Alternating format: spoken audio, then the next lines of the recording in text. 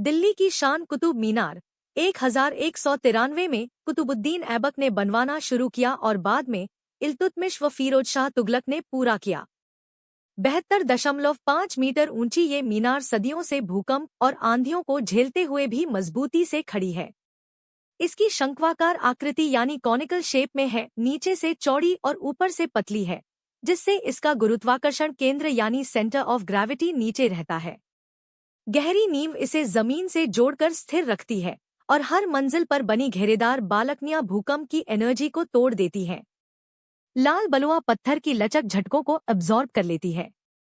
यही वजह है कि कुतुब मीनार आज भी आसमान को छूती नजर आती है।